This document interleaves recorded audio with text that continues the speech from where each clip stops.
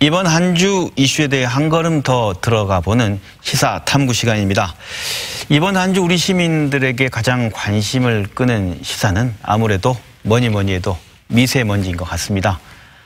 아침에 일어나서 미세먼지 지수를 한번 살펴보고, 그리고 밖에 나갈 때 마스크를 쓰고, 학교나 유치원에서 야외 수업이 금지되고, 어느새 미세먼지는 우리 삶의 중요한 일상이 돼버린 것 같습니다. 하지만 우린 여전히 미세먼지에 대해서 정확히 알고 있는 것이 부족한 것 같습니다. 오늘은 그 궁금증을 일반 뉴스보다 한 걸음 더 들어가 풀어보는 시간을 가져보도록 하겠습니다. 미세먼지 분야의 전문가를 모셨습니다. 광주과학기술원 지구환경공학부 교수이자 초미세먼지 진단연구센터장을 맡고 계신 박기홍 교수님 모셨습니다. 안녕하십니까? 네, 안녕하세요.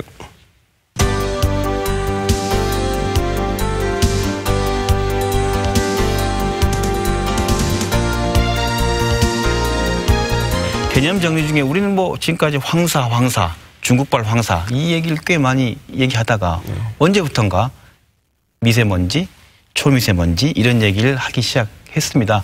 먼저 이것이 어떻게 다른 건지 한번 교수님께서 개념을 좀 쉽게 정리해 주신다면 어떻습니까? 먼저 제가 용어 설명 먼저 드리겠습니다. 그래서 일단 에어로졸이라고 먼저 설명을 드리고 싶은데요. 에어로졸이라는 것은 이제 이 공기 중에 떠 있는 모든 액체 입자라든지 고체 입자를 통틀어서 에어로졸이라고 불리고 있고요. 그다음에 이제 미세먼지는 10마이크로미터보다 작은 먼지. 그러니까 10마이크로보다 작은 모든 공기 중에 떠 있는 먼지를 이제 미세먼지 크기로 이제 분류를 하기 시작했죠. 미세먼지를 하고요. 그다음에 이제 초미세먼지, 이게 훨씬 더 건강에 위험하다고 할 수 있는데 초미세먼지는 이제 2.5 마이크로미터보다 작은 모든 공기 중에 떠 있는 그런 입자들을 초미세먼지라고 하고 있습니다. 그래서 미국 등에서는 이제 PM10, PM2.5, 그러니까 10이라든지 2.5라는 것은 이 그 크기보다 작다는 걸 의미하는 바이고요. 이제 황사는 이제 특히 그 사막에서 발생한 모래먼지를 지칭해서 저희가 이제 황사라고 불리고 있습니다. 그래서 우리가 이 용어는 이렇게 나눠져 있다고 생각하시면 됩니다. 나눠진 용어인데 그럼 다 다른 겁니까? 어떻게 포함되는 어떻게 사실 미세먼지 안에 초미세먼지도 포함되어 있는 거죠. 황사 같은 경우에 크기가 10마이크로미터보다 작은 모래먼지는 미세먼지에 이제 포함되어 있는 거고, 또 황사 중에 훨씬 더 작은 2.5 마이크로미터 작은 황사는 저희가 또 초미세먼지라고 부를 수가 있는 거죠. 정리하면 결국 에어로졸이 가장 큰 가장 큰 그 범주이고 그 아래 황사, 미세먼지, 초미세먼지 이렇게 얘기하게 되는 거네요. 그러면 우리가 언제부터 황사 얘기만 하다가 미세먼지, 초미세먼지 하게 된 이유는 무엇이 문제이기 때문에 그렇게 된 건가요? 사실 이제 황사는 좀 자연적으로 발생하잖아요. 그래서 그 사막에서 이렇게 자연적인 요인을 가지고 발생하는데 이 미세먼지, 초미세먼지는 사실 자연적인 것도 포함되어 있지만 사람이 만들어내는 많은 먼지들이 여기에 이제 크기가 작아서 이렇게 포함되어 있습니다. 그래서 저희가 이제 이 미세먼지나 초미세먼지를 이렇게 분류를 할 때 이 자연적으로 발생하는 미세먼지, 그다음에 인위적, 사람이 만들어내는 인위적 미세먼지 이렇게 또 분류를 하고 있어요. 그래서 자연적 미세먼지는 방금 말씀드린 대로 황사, 사막에서 나오는 거, 또 바다에서도 나오죠. 화산 폭발, 산불, 산림 등에서 나오는 게 다 자연적인 미세먼지고요. 옛날부터 있었겠죠, 자연적인 것은. 원시인이 살면서 불이 있을 때부터 발생했겠네, 그 미세먼지는. 사막은 먼지 같은 게 많이 있으니까요. 그다음에 인위적인 이제 미세먼지는 저희가 이제 인간이 태우기 시작하면서 많이 나오는 거죠. 그래서 자동차, 연료를 태우잖아요. 화석연료를 태우면 많이 나오니까 자동차, 선박, 건설 기계, 발전소, 제철소, 대형 사업자, 또 다양한 또 중소 사업장도 많죠. 태우고 이렇게 많이 하는 이 제조 공정이 있기 때문에. 그다음에 저희가 또 요리할 때도 나오잖아요. 그렇죠. 다양한 또 생활 오염원도 있고. 그래서 이렇게 자연적인 미세먼지, 그리고 인위적인 미세먼지 이렇게 분리를 또 저희가 합니다. 네, 이렇게 우리가 각각의 개념을 정리해봤는데, 그렇다면 진단을 한번 해보겠습니다. 이 미세먼지의 요인은 무엇인가를 얘기한다면 여러 요인이 있겠는데 그 요인을 정확히 알아야 진단이 나오고 그다음에 처방이 나올 것 같아서 그것은 요인을 어떻게 분석하고 계신가요? 네, 저희가 이제 외부 요인, 내부 요인을 나누고 있습니다. 우리나라 미세먼지가 높은 이유. 그래서 당연히 외부 요인은 저희가 이제 이 중국의 영향이겠죠. 하나하나 얘기해보자. 먼저 외부 요인이라면 중국의 요인이다. 맞습니다. 그래서 저희가 이 중국이 최근 급속히 산업화가 또 이루어졌고 전 세계적으로 또 미세먼지 농도가 높은 지역이기 때문에 당연히 우리나라도 영향을 받을 수밖에 없다. 생각하시면 될 것 같고요. 네. 그다음에 내부 요인이 또 많죠. 또 그래서 우리나라 외부 요인은 중국이 거의 대부분이라고 봐야 되는 겁니까? 예, 외부에서 오는 요인. 네. 특히 이제 북서풍이나 이제 서풍이 많이 불 때 더 영향을 많이 우리나라가 받을 수밖에 없다고 생각하시면 될 것 같습니다. 뭐 최근 중국 외교부장이 뭐 중국 거라고 할 수 있는 증거가 있느냐. 먼저 외부 요인을 여쭌다면 그 부분에 대해서는 우리가 몇 %가 중국 외부 요인이 되고 현재는 어떻게 진단하고 있습니까? 저희가 이제 현재 저희가 사실 추정을 하고 있습니다. 그래서 여러 가지 모델링 기법을 통해서 중국의 배출량 자료, 그다음에 우리나라의 배출량 자료, 기상, 그다음에 뭐 반응 그런 것들을 이렇게 모델링을 통해서 뭐 중국에서 이 정도가 날라온 것 같다 이렇게 저희가 기여도를 파악하고 있는데 좀 더 이제 그런 모델뿐만 아니라 저희가 이제 많은 캠페인 뭐 측정을 한다든지 관측을 해가지고 좀 과학적 근거를 좀 세울 필요가 있는 거죠. 그래서 지금은 좀 약간 이제 추정에 가까운 모델을 통해서 그렇게 기여도를 저희가 지금 하고 있지만 앞으로는 좀 더 많은 뭐 측정이라든지 중국과 협력을 통해서 이 기여도 과학적 근거를 마련하는 데 좀 노력을 해야 되겠다. 그게 궁금한 게 뉴스를 보면 다 데이터가 그렇게 정확하지 않아요. 중국에 대한 게 몇 %라는 게 뭐 그냥 언론마다 달리 쓰는 거 같고 정확한 말씀하신 어떤 과학적 기술이 우리나라 과연 있는가 궁금한데 어떻습니까 현실은? 그러니까 지금보다 더 많은 노력을 해야 되겠죠. 그래서 사실 이제 과학 기술들은 이러한 과학적 근거를 이제 정책 결정자에게 이제 제공해 주는 게 임무라고 생각합니다. 그래서 계속 저희가 이제 연구자뿐만 아니라 이제 국가연구소 여러 연구자들이 전문가들이 이제 이런 과학 실험적인 뭐 과학적인 관측을 통해 가지고 이런 과학적 근거를 또 이렇게 정책 관리를 책임있는 분께 제공해 주는 게 필요하다고 봅니다. 그런 데이터가 있어야 중국한테도 무슨 얘기를 할 수 있겠네요. 그런데 그게 없는 거네 현재. 좀 과학적 근거가 좀 많이 부족하다. 네, 중국이 상당한 영향력인데 그게 어느 정도 정확히 모르는 그러니까, 저희 분들이 존재하네요. 내부 요인 말씀하신 걸 다시 또 좀 쉽게 설명해 주면 내부 요인이 뭐라고 말씀하시죠 지금? 그 내부 요인이 이제 밀도가 높다. 에너지 사용하는 그런 밀도도 높고 인구 밀도도 높고 그다음에 저희 석탄 화력의 비중이 높다. 28%야 되니까 우리나라에. 그다음에 이제 자동차 등록수가 계속 증가하고 있고 최근에 이제 이 기후 변화로 인해서 이 대기가 정체되는 경우가 많습니다. 최근에 이제 대기가 정체돼서 계속 이 고농도 이 상황이 뭐 7일 이렇게 지속됐잖아요. 이것들은 이제 이 대기가 정체가 되면 바람이 세게 불고 희석이 되고 확산이 돼야 되는데 계속 축적이 되니까 이런 고농도가 계속 좀 유지가 된다고 생각하시면 될 것 같습니다. 방금 고농도를 말씀하시면서 기후변화 이렇게 말씀하셨는데 이제 이게 뭐 내부적 요인일 수도 있지만 기후변화라는 말은 뭐 그 기후온난화와 관련된 정책 이런 부분을 말씀하시는 건가요? 맞습니다. 그래서 사실 온실가스가 이제 기후변화에 영향을 주잖아요. 그러면 이제 북극의 온도가 높아지고 북극의 온도가 높아지면 시베리아에 뭐 폭설이 내리고 시베리아 폭설이 내리면 계절풍이 약해지고 계절풍이 약해지면 저희 대기가 또 정체가 되는 경우가 많이 생기고 정체가 많이 되니까 미세먼지가 농도가 당연히 높아질 수밖에 없는 그렇게 또 기후변화가 이렇게 또 영향을 준다고 생각하시면 될 것 같습니다. 먼저 이렇게 여쭤보겠습니다. 그럼 미세먼지 최근에 더 심해진 게 맞습니까? 어떻습니까? 그러니까 최근에는 이제 뭐 옛날 90년대 뭐 비교해 봤을 때 추위가 저희가 이제 많이 좀 줄어들었다가 최근에는 거의 정체가 돼 있다. 그래서 더 이상 줄어들지 않고 그냥 이렇게 정체가 돼 있다고 보시면 될 것 같습니다. 정체가 돼 있다는 말씀, 방금 말씀이 과거에는 그 더 미세먼지가 심했다는 말씀이신가요? 어떤가요?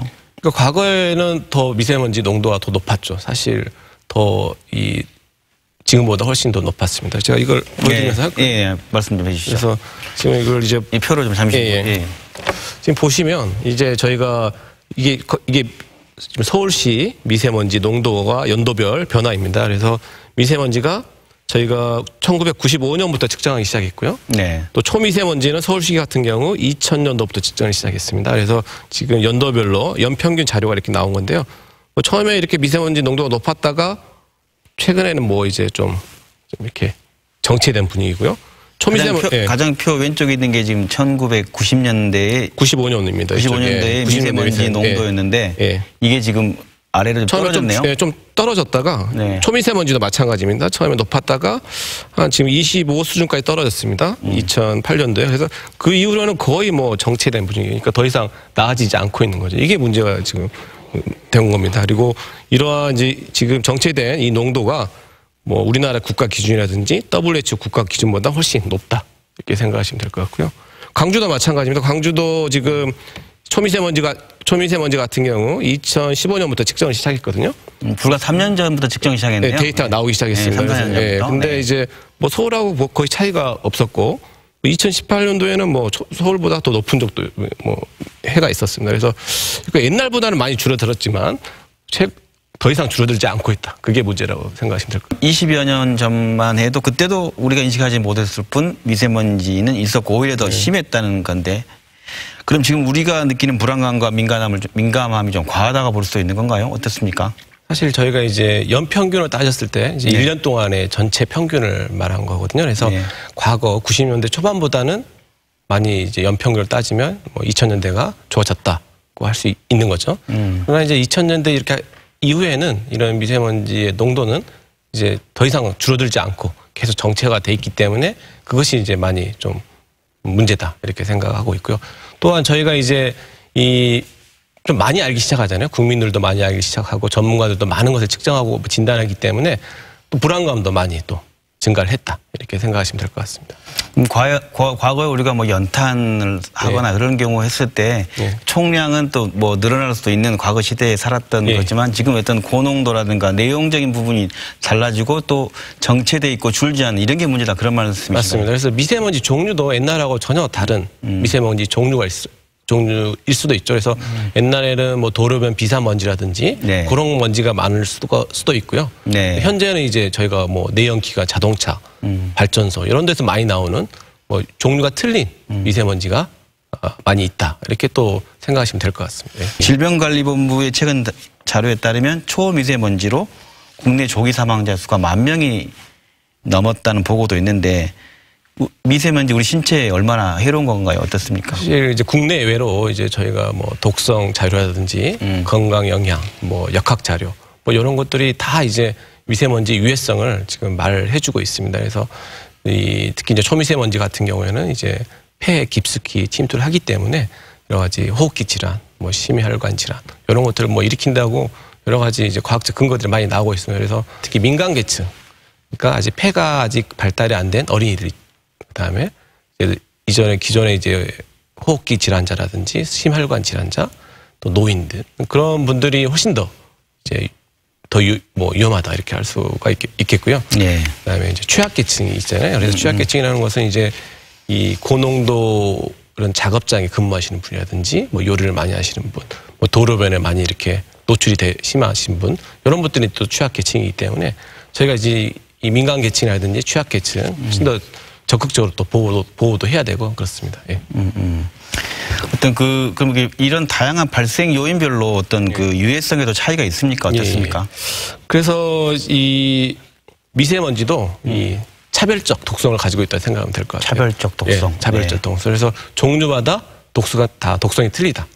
독성이 틀리면 미세먼지 종류마다 건강 영향도 틀려질 수가 있는 거죠. 그래서 최근에 이제 뭐 저희가 뭐 연구한 결과에 따르면 이 디젤 자동차에서 나오는 미세먼지가 가장 독성이 높았고요. 다음으로 이제 가솔린 자동차, 그다음에 농작물 연소 입자, 그다음에 석탄 연소 입자, 뭐 도로변 비사먼지 이렇게 순서도 미세먼지 종류마다 이렇게 독성이 다 틀리다고 이렇게 생각하시면 될 것 같고요. 뭐 그 말은 이제 차별적 독성이 존재한다. 그래서 가장 이 건강 영향을 파악할 때 저희가 이 독성도 중요하고 노출량 그 농도도 중요하죠. 그래서 가장 안 좋은 경우가 이 독성이 센 미세먼지 종류가 농도가 가장 높을 때 그때가 제일 최악의 상황이 되겠죠. 그래서 저희가 건강 유해성을 이렇게 판단할 때 이 독성과 함께 이 노출량 이 두 개를 종합적으로 파악해서 저희가 이제 건강 영향 유해성을 지금 진단하고 있습니다. 전체적으로 큰 양으로 보기도 하겠지만 그 내용적으로 봤을 때 하나하나 분석해서 유해성을 따져보는 게 필요한 상황이겠네요. 맞습니다. 종류마다 이 독성이 틀리기 때문에 같은 농도일지라도 뭐 어제는 유해하지 않았는데 오늘이 더 뭐 유해할 수 있다니까 농도는 같다고 가정했을 때 독성이 높은 미세먼지가 오늘 더 많이 있었으면 오늘이 더 뭐 건강에 안 좋은 거죠. 사실. 아니 그런 걸 안다면 시간대별이랄까 그 어떤 그 특성 물질, 독성 물질이 가장 높은 게 많이 나오는 지점을 뭐 피하는 대책이라든가 이런 것도 그걸 제대로 안다면 세울 수 있겠네요. 맞습니다. 그래서 저희가 이제 실시간 진단의 중요성이 또 여기서 나오는 거죠. 그래서 저희가 이제 미세먼지 이미 발생한 이후에 저희가 진단을 하면 이미 늦잖아요. 그래서 저희가 빠르게 실시간으로 진단을 하면 지금 있는 미세먼지는 좀 독성이 약한 미세먼지들이 많다. 이렇게 말을 해줄 수도 있는 거고, 지금 막 이렇게 미세먼지 농도 높아 가고 있는데 이런 미세먼지들은 아주 독성이 높은 종류의 미세먼지다. 이렇게 또 진단을 할 수 있는 거죠. 그래서 실시간 진단도 참 중요하다. 이렇게 말씀드리고 싶습니다. 아까 유해성 원인에서 이제 국회나 정부에서 이제 재난 수준의 강력한 입법이 필요하다. 이런 얘기를 했거든요. 지금의 국내 미세먼지 어떻게 재난 수준으로 보십니까? 어떻습니까? 일단 뭐 저도 뭐 재난으로 보고 있습니다. 그래서 저희가 재난에 이제 자연적 재난이 있고 저희가 사회 재난이 있잖아요. 그래서 사실 미세먼지는 또 인간이 만들어낸 그런 재난으로 보고 있고, 이렇게 재난으로 간주가 되면 좀 더 신속과 많은 조치를 또 취할 수가 있는 거고, 예산도 또 신속히 뭐 저희가 투입할 수 있는 거죠. 근데 사실 이제 재난으로 이게 미세먼지가 이제 정해지면 이 미세먼지 현상하고 이 피해의 인과관계를 좀 확실히 할 필요가 있다. 그래서 여러 가지 피해 기준이라든지 뭐 그런 건 좀 잘 만들어 놔야 되겠죠. 네. 현재까지 그 미세먼지에 대한 진단을 좀 해봤고, 이렇게 진단을 좀 교수님 말씀 들어보니 문제가 되는 뭐 유형이라든가 더 독소가 심한 걸 얘기 좀 들었습니다. 그러면 처방이죠.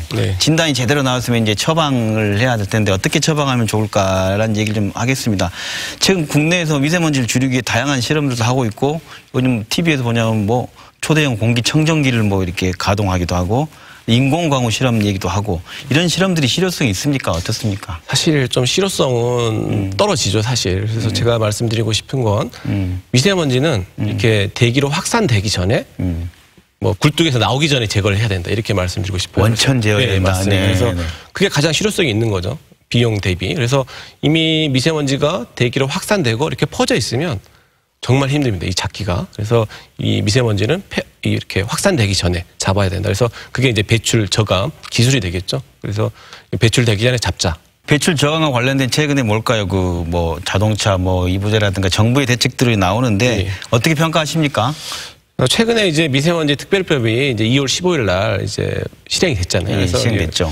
그래서 이제 이런 비상 저감 조치에 대한 법적 근거가 이제 만들어졌다고 보시면 될 것 같고요. 그다음에 이제 지자체에게 이제 많은 이제 권한도 주고 관리할 수 있는 주체가 지자체가 됐다고 이렇게 생각하시면 될 것 같습니다. 그래서 이제 저희 뭐 차량 이부제 하면 당연히 뭐 큰 도움이 되겠죠. 그런 도움이 되고, 이미 서울시는 이제 이 노후 차량 뭐 운행도 제한시키고 해서 뭐 과태료도 지금 하고 있는 걸로 알고 있습니다. 그래서 저희 광주 지자체도 아마 준비하고 있는 걸로 지금 현재 알고 있고, 뭐 당연히 효과가 있을 걸로 기대하고 있습니다. 뭐 그 공장, 아까 공장 같은 경우 이제 뭐 올 봄에 뭐 가동 중단 이런 얘기도 했는데 그런 것도 지금 효과가 있다고 보시는 겁니까? 네, 도움이 완전히 저희가 솔루션은 아닐지라도 당연히 도움이 될 거다 이렇게 생각하고 있습니다. 또 하나 말씀은 이제 노출이라는 게 이제 뭐 야외 활동이라든가 아니면 실내에서도 어떤 그 대책이 필요하다는 말씀이신 건데 좀 더 구체적으로 우리가 뭐 그런다고 전혀 나가지 못할 도 아닌 거고, 이 문자 핸드폰에 날라오는데 그냥 경보만 날라와요. 경보만. 어떻게 하라는 건지에 대한 아무 대책이 없는 거 아니면 시간대별로 뭐 대응책도 없고, 이거 어떻게 해야 된다고 생각하십니까? 어려운 질문이십니다. 그래서 저희가 노출을 저감하는 뭐 최소화하는 거 뭐 저희가 그 미세먼지가 많은 지역을 피할 수 없다. 그럼 미세먼지가 많은 공간을 저희 피해야 되겠죠. 그래서 노출을 최소화할 필요가 있는 거고요. 근데 노출을 최소화하려면 뭐 깨끗한 공간에 있다든지 뭐 마스크를 쓴다든지, 그게 뭐 저희가 지금 피해를 저감할 수 있는 뭐 유일한 또 길이지 않나 생각합니다. 그리고 저희가 이제 물도 많이 마시고 뭐 비타민 C도 많이 해서 그런 건강상의 문제도 잘 본인이 이제 해야 되겠죠. 이게 뭐 이런 고민이 우리나라만 있는 건 아닐 텐데 해외에서 좀 잘 된 곳이라든가 고민하고 있는 지점들은 좀 없습니까? 소개해 주세요. 유럽도 많이 하고 있습니다. 그래서 지금 유럽의 이제 벨기에 수도 브뤼셀 여기서는 이제 이 너무 미세먼지가 농도가 안 좋으면 아예 모든 차량을 운행을 중지시키는 제한을 하는. 전면 중단시킨다고요? 이제 당연히 친환경차라든지 전기차, 외제차는 다 있는데요. 거의 모든 차를 도심에서 이제 뭐 중지시키는 그러한 이제 도시도 있습니다. 그래서 유럽은 사실 유럽 주요 도시들은 사실 미세먼지 농도가 우리나라보다 훨씬 더 깨끗하고 좋습니다. 그런데도 뭐 많은 뭐 미세먼지 농도를 줄이려는 노력을 많이 하고 있다, 이렇게 보시면 될 것 같고요. 특히 이제 이 도시 상황에 따라서 인센티브라든지 뭐 페널티, 뭐 예외 차량 기준을 마련하고 있고, 또 친환경 차량에 대해서 많은 인센티브를 주고 있습니다. 그래서 유럽도 많은 노력을 하고 있다. 우리나라보다 훨씬 더 깨끗하지만 그래도 계속 노력을 하고 있다고 보시면 될 것 같습니다. 국내 요인이 있고 국외 요인이 있으셨으니까 네. 또 정부 차원에서 양쪽을 나눠서 뭐 중국 관련된 대응이나 뭐 요구할 것들은 어떤 식의 요구가 돼야 되고 양국 간에 이루어져야 되고 대응 방식이 어떻게 달라야 된다고 보십니까? 저는 이제 중국은 이제 저희가 서로 같이 이제 협력을 하는 형태로 책임을 묻는 게 아니라요. 같이 이제 저감하기 위한 노력을 해야 된다는 생각을 합니다. 그리고 이런 이제 미세먼지가 중국이 이제 얼마나 이렇게 기여를 하는지 그런 것들도 잘 알려면 사실 저희만 측정하는 게 아니라 이제 여러 미국이라든지 유럽, 뭐 일본 같이 이렇게 국제적으로 공동 관측도 하고 해서 과학적 근거도 만들고 정말 중국에서 이만큼 날아온다 이렇게 자신 있게 말도 하고 같이 이제 줄여나가는 형식이 돼야 되지 않을까 생각합니다. 그러네요. 우리만 얘기하니까 안 들을지 모르니까 미국이라든가 다른 곳 국제적인 데이터를 좀 제시하는 방법이 있겠네요.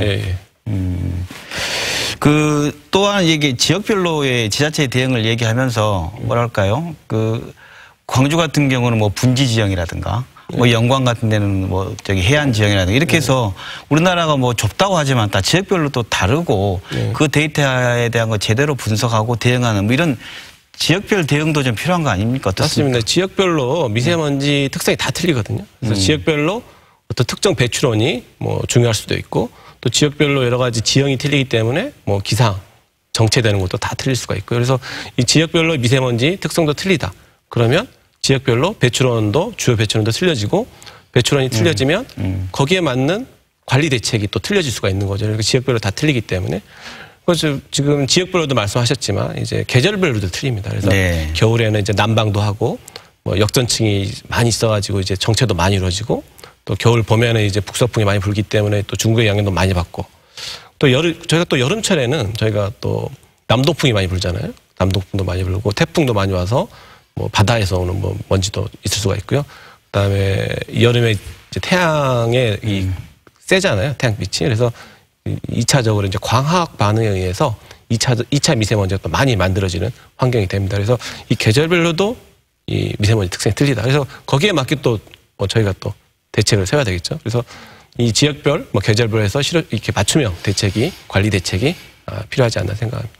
우리 뭐 진단해보고 처방까지 얘기하고 이 대책을 뭐 예를 들어 환자가 있다고 한다면 환자 혼자 노력하면 되는 문제냐 아니면 다 어떻게 하면 되는 문제라는 어떤 그런 부분으로 이제 얘기를 좀 마무리해 가고 싶은데요.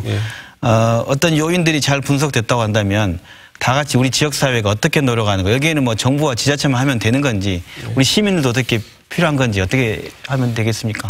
당연히 시민이 감시를 해야 됩니다. 그래서 저희 뭐 정부나 지자체만의 노력으로 미세먼지 문제를 해결할 수가 없습니다. 그래서 시민들이 적극 또 참여를 해서 이 미세먼지 해결에 이제 같이 동참을 해야 되거든요. 그래서 첫 번째 이제 할 수 있는 게 이제 시민이 미세먼지를 감시하는 형태가 될 수가 있겠고요. 진단을 같이 한다는 거죠. 그래서 사실 측정소 뭐 광주에 9개 있는데 거기서 뭐 전부 다 할 수가 없는 거 아니에요. 그래서 이 시민 감시단이 여러 가지 간이 측정기를 가지고 자기 동네라든지 여러 가지 지역 핫스팟, 특히 이제 미세먼지가 굉장히 높은 스팟이 또 있을 수가 있거든요. 뭐 그런 걸 진단한다든지 그런 이제 시민이 참여해서 그런 것들을 이제 할 수 있다고 생각하고요. 또 시민들이 이제 저희가 미세먼지 피해를 최소화하려면 사실 이 에너지 사용량을 또 줄여야 됩니다. 그래서 이 시민들께서도 이 에너지 사용을 좀 줄여가면서 친환경 에너지라든지 친환경 자동차에 대해서 좀 더 이 친환경 에너지를 또 사용할 필요가 있다. 이렇게 생각하시면 될 것 같습니다. 하루아침에 되게 참 쉽지 않은 문제네. 당장 예를 들어서 뭐 신문에 나오는 거 보면 뭐 공무원들 몽땅 차 가지고 나갔다. 안 지킨다. 뭐 이렇게 감시하는 기사들은 많이 나오는데 과연 내가 할 수 있을까 생각한다면 쉽게 동의가 좀 안 되거든요.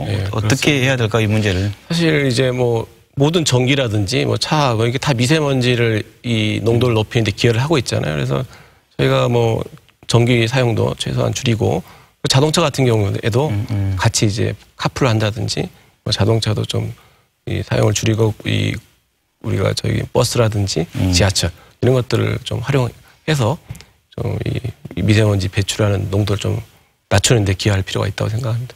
오늘 뭐 미세먼지와 관련된 전문가로서 이 자리에 오셔가지고 다양한 말씀 해주셨는데 말씀 들어보니 원인도 정말 다양하고 그걸 해결할 방법도 그에 따라서 여러 가지가 있을 것 같은데 시민들에게 마지막으로 이 미세먼지의 공포와 걱정하고 있는 시민들에게 어떤 말씀으로 좀 마무리 말씀해 주시고 싶으신지요? 네. 사실 이제 미세먼지 해결은 이제 철저한 종합 진단부터 시작합니다. 그래서 저희가 원인을 철저히 규명하고 그 원인이 철저히 규명됐으면 거기에 대한 맞춤형 대책을 세우는 게 중요하다. 그래서 배출 저감도 저감 기술이라든지 노출 저감 기술 이런 것들을 좀 향상시킬 필요가 있다고 생각하고요. 저희 국민이나 시민 여러분께서는 이제 화석 연료 사용을 최소화하는데 많이 동참을 해주시는 게 중요하다. 그리고 우리 모두도 이제 에너지 전략에 동참한다면 우리 미래의 아이들은 좀 더 깨끗한 공기를 마시지 않을까 생각합니다. 예. 네, 미세먼지는 어느새 우리 일상에서 재난 수준으로 다가왔습니다. 하지만 그 재난은 갑자기 닥쳐온 천재라기보다는 우리 사람들에 의해서 만들어진 우리의 편리성을 추구하면서 쫓아온 인재에 가까운 것이 아닌가 생각됩니다. 정부와 지자체의 실효성 있는 정책 그리고 우리 모두가 그 주인공으로서 불편함을 감수한 채 이걸 줄이는 데 참여하는 노력도 필요함을 오늘 말씀 통해서 알 수 있었습니다. 김낙곤의 시사본색 여기서 마칩니다. 함께해 주신 박기영 교수님 그리고 시청자 여러분 고맙습니다.